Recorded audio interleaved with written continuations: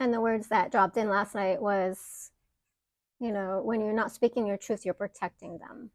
And I went through that too. Like I always would say, it's okay, I forgive you, whatever, because, um, but on a conscious level, that was in my DNA, right? And it was a bypass of looking at the situation. So we don't want to bypass, right? Either. Um, but at the same time, you got to find the right balance, right? Basically, is what they're saying. You don't want to bypass in our intention to expose it, whether we're telling somebody in a session, a spiritual counselor, or if we are, whatever the case may be, whatever we have to do to expose it, it's not doing it from a place of punishment, or to get even, because none of that exists on the other side. It's part of the play that we come in to have the experience.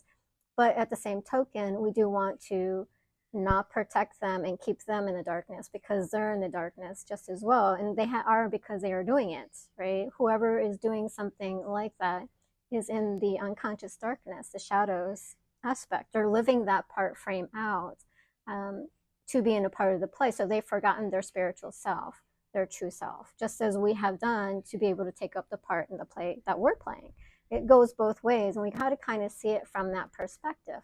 And a lot of people may find that hard to contemplate and deal with, because it can be a very traumatic thing that's happened. And when I finally came out, throughout my whole lifetime, and it started back in, I don't know, in my 20s, where I started writing letters. It was just like I had this in me to write letters to people, to make that come to light, and to shed and to share and to heal and clear that energy. And I would do that periodically. And I went through everybody. It was like I went through people who were not in my family. I went through everybody who was in my family. And it was like it was something in me, my soul was making me going through every situation, reviewing it. And that's why I do the coaching that I do, to help people with the life review.